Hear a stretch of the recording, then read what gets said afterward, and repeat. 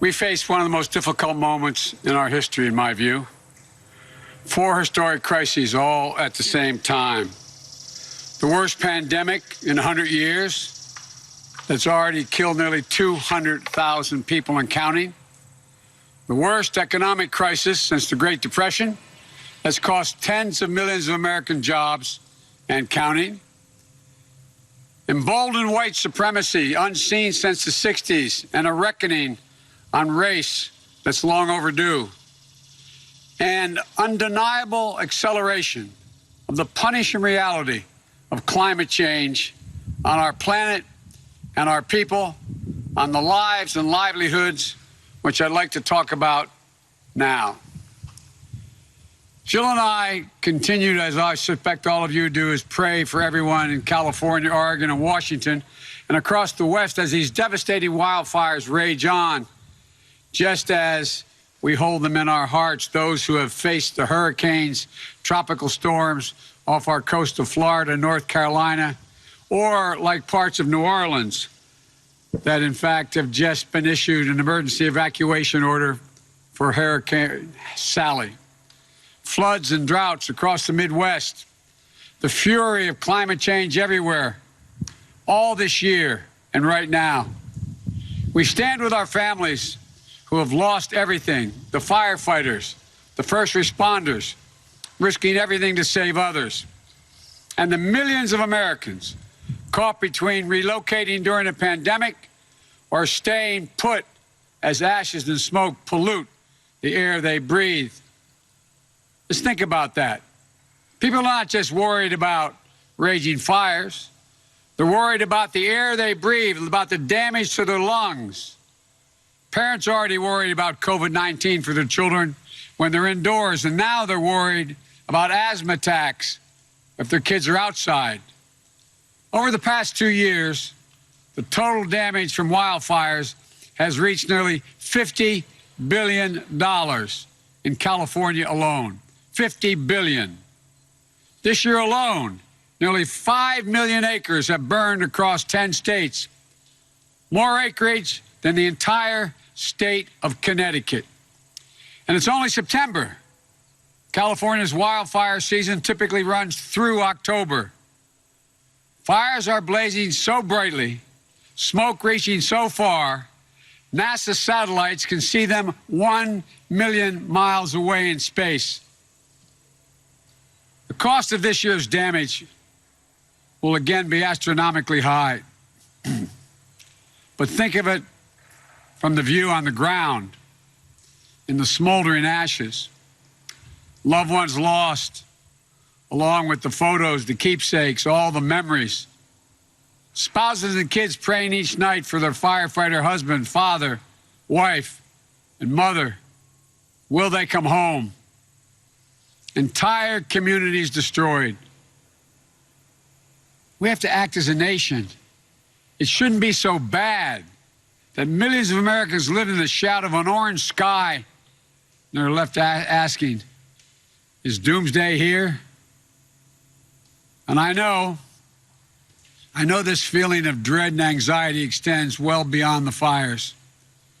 We've seen record hurricane season, costing billions of dollars as well. Last month, Hurricane Laura intensified at a near record rate just before its landfall along the Louisiana and Gulf Coast. It's a troubling marker, not for just the increased frequency of the hurricanes, but more powerful and destructive storms.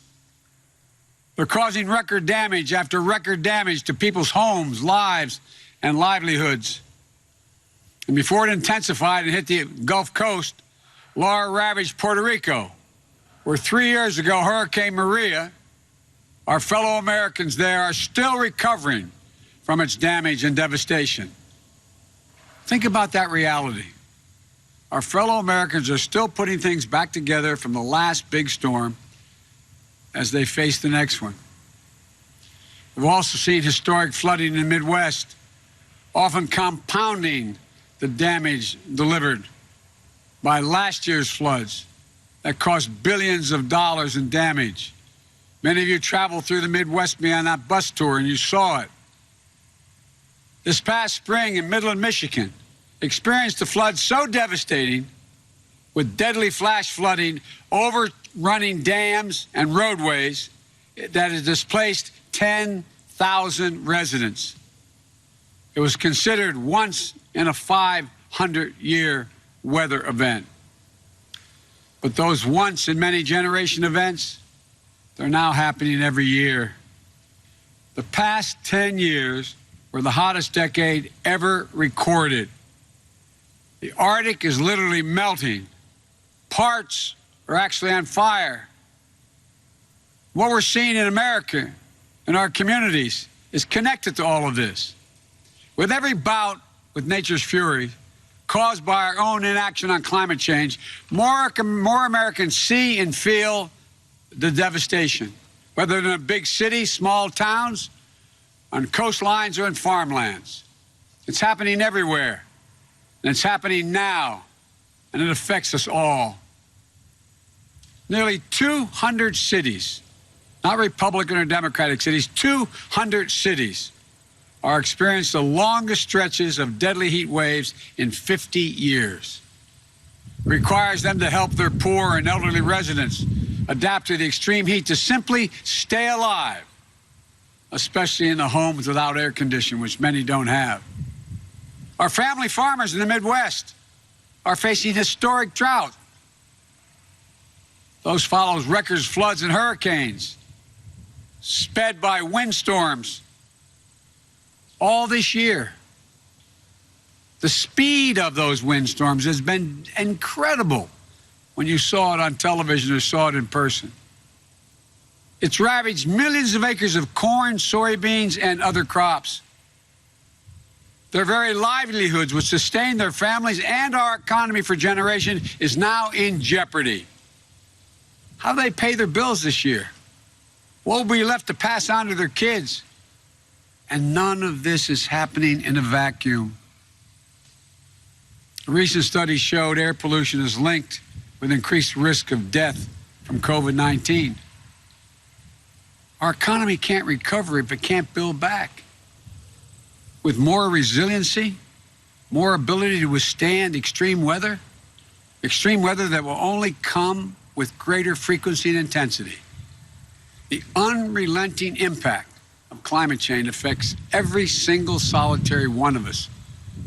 But too often, the brunt falls disproportionately on communities of color, exacerbating the need for environmental justice. Sorry, as a bug. Speaking of the environment. These are interlocking crises of our time. It requires action, not denial. It requires leadership, not scapegoating. It requires the president to meet the threshold duty of the office, to care for everyone, to defend us from every attack, seen and unseen, always and without exception. Because here's the deal. Hurricanes don't swerve to avoid red states or blue states. Wildfires don't skip towns that voted a certain way. The impacts of climate change don't pick and choose. That's because it's not a partisan phenomenon. It's science. And our response should be the same, grounded in science, acting together, all of us. But like with our federal response to COVID-19, the lack of a national strategy on climate change overall leaves us with a patchwork of solutions. As a matter of fact, it's been made worse by the changes this administration has made. I'm speaking from Delaware. We're the lowest lying state in the nation relative to sea level.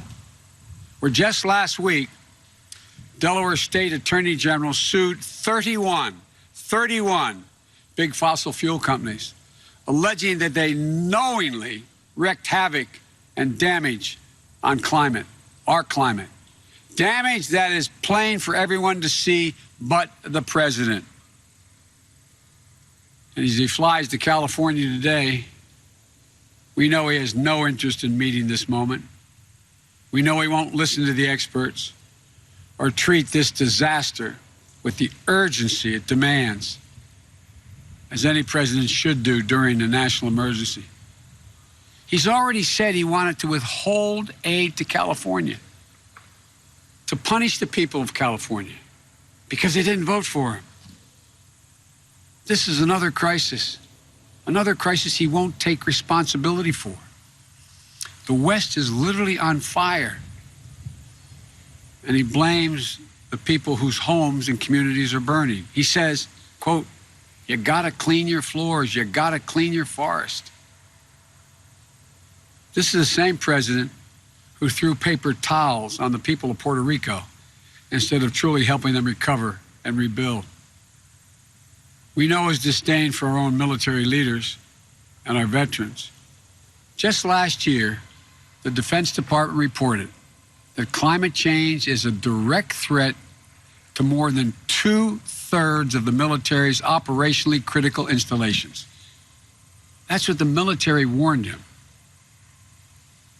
And this could well could be a conservative estimate. Donald Trump's climate denial may not have caused these fires and record floods and record hurricanes, but if he gets a second term, these hellish events will continue to become more common, more devastating, and more deadly. And meanwhile, Donald Trump warns that integration is threatening our suburbs. It's ridiculous. But you know what is actually threatening our suburbs? Wildfires are burning the suburbs in the West. Floods are wiping out suburban neighborhoods in the Midwest. Hurricanes are imperiling suburban life along our coast. If we have 4 more years of Trump's climate denial, how many suburbs will be burned in wildfires? How many suburban neighborhoods will have been flooded out? How many suburbs will have been blown away in superstorms? If you give a climate arsonist 4 more years in the White House, why would anyone be surprised if we have more America ablaze? If you give a climate denier 4 more years in the White House, why would anyone be surprised when more of America is underwater? We need a president who respects science, who understands that the damage from climate change is already here. Unless we take urgent action, it will soon be more catastrophic. A president who recognizes, understands, and cares that Americans are dying, which makes President Trump's climate denialism, his disdain for science and facts, all the more unconscionable. Once again, he fails the most basic duty to a nation. He fails to protect us from the pandemic, from an economic freefall, from racial unrest, from the ravages of climate change. It's clear that we're not safe in Donald Trump's America. This is Donald Trump's America. He's in charge. What he doesn't get is that even in a crisis, there's nothing beyond the capacity of the American people when we stand up and act together. And while so many of you are hurting right now, I want you to know that if you give me the honor of serving as your president, we can and we will meet this moment with urgency and purpose. We can and we will solve the climate crisis, and we'll build back better than we were before. You know, when Donald Trump thinks about climate change, he thinks hope. Donald Trump thinks about climate change, he thinks hoax. When I think about it, I think jobs. Good paying union jobs that put Americans to work, building a stronger, more climate resilient nation. A nation modernized. We have modernized water and transportation systems. An energy infrastructure to withstand the impacts of extreme weather and changing climate. When Donald Trump thinks about renewable energy, he sees windmills somehow as causing cancer. I see American manufacturing, American workers racing to lead the global market. I see farmers making agriculture the first in the world to achieve net zero emissions, and in the process, gaining new sources of income. When Donald Trump thinks about LED light bulbs, he says he doesn't like them because the lights are no good. They always make him look orange. I see small businesses and master electricians designing and installing award-winning energy conservation measures, rebuilding buildings across the country. This is going to reduce electrical consumption and save businesses hundreds of thousands of dollars a year in energy cost. While he turns against our allies, I'll bring us back into the Paris Agreement. I'll put us back in the business of leading the world on climate change. And I'll challenge every other country to up the ante on climate commitments. Where he reverses the Obama-Biden fuel efficiency standards, he picks big oil. He picks big oil companies over American workers, even when the automobile industry agreed. He'll not only bring the standards back, I'll set new ambitious ones that our workers are ready to meet. I'll also see American workers building and installing 500,000 electric vehicle charging stations along our newly engaged infrastructure programs and highways all across the country.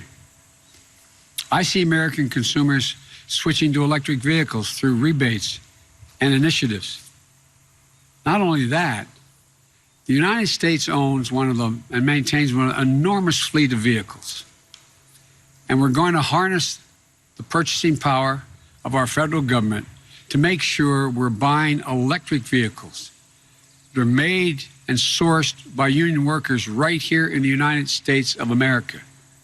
And together, this will mean more than 1 million new jobs in the American auto industry. You know, and we'll do another big thing. It'll put us on a path to achieving a carbon pollution-free electricity sector by 2035 that no future president can come along and turn back. Transforming the electrical sector power to produce power without carbon pollution. It'll be the greatest spur to job creation and economic competitiveness in the 21st century. Not to mention the positive benefits to our health and our environment. We need to get to work right away. We'll need scientists at the national labs and land-grant universities, historic black colleges and universities, to improve and innovate technologies needed to generate, store, and transmit this clean electric. We need engineers to design and workers to manufacture these new products. We'll need iron workers and welders to install them. We'll need to become the world's largest exporter of these technologies, creating even more jobs sourced in America. We know how to do this. The Obama-Biden administration rescued the auto industry and helped them retool. We made solar energy cost competitive with traditional energy and weatherized more than 1 million homes, which is just the beginning if we get reelected. And we'll do it again, bigger and faster and better than before. We'll also build 1.5 million new energy-efficient homes and public housing units that'll benefit our communities and 3 times over by eliminating the affordable housing crisis, by increasing energy efficiency, and by reducing the racial wealth gap linked to home ownership. There are thousands of oil and natural gas wells that oil companies and gas companies have abandoned, many of which are leaking toxins. We can create 250,000 jobs now by just plugging those wells right away. Good union jobs for energy workers. This will help sustain communities and protect them from the environmental damage as well. We'll also create new markets for our family farmers and ranchers. We'll launch a new modern civilian climate corps to heal our public lands and make use of us less vulnerable, make us much less vulnerable to wildfires and floods. I believe that every American has a fundamental right to breathe clean air and drink clean water. I know that we haven't fulfilled that right yet. That's true of the millions of families struggling with the smoke-created devastation of the wildfires right now. But it's also been true for a generation or more in places like Cancer Alley in Louisiana, or right here in Delaware along the Route 9 corridor, right here in Delaware. Fulfilling this basic obligation to all Americans, especially in low-income white, black, brown, and Native American communities who too often don't have the clean air and the clean water. It's not going to be easy, but it's necessary. And I'm committing to get it done. These aren't pie-in-the-sky dreams. These are concrete, actionable problems that create American jobs, mitigate climate change, and put our nation on the road to net zero emissions by no later than 2050. You know, some say we can't afford to fix this. But here's the thing. Look around at the crushing consequences of the extreme weather events I've been describing. We've already been paying for it. So we have a choice. We can invest in our infrastructure to make it stronger, more resilient, improving the health of Americans and creating millions of good-paying jobs, while at the same time tackling the root causes of climate change. Or we can continue down the path Donald Trump has us on, a path of indifference, costing tens of billions of dollars to rebuild, when the human cost, the lives and the livelihoods and the homes and the communities destroyed are immeasurable. We have a choice. We can commit to doing this together because we know that climate change is the existential challenge that's going to determine our future as a country for our children, our grandchildren, and our great-grandchildren. Or we can do it Donald Trump's way.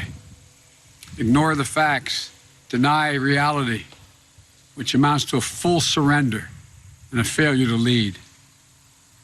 It's backward-looking politics that's going to harm the environment, make communities less healthy, and hold back economic progress while other countries race ahead. And it's a mindset that doesn't have any faith in the capacity of the American people to compete, to innovate, and to win.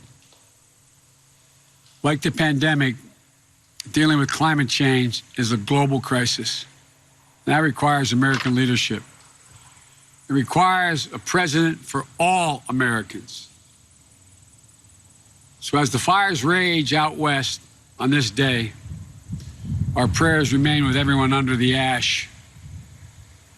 I know it's hard to see the sun rise, believing today will be a better day than yesterday.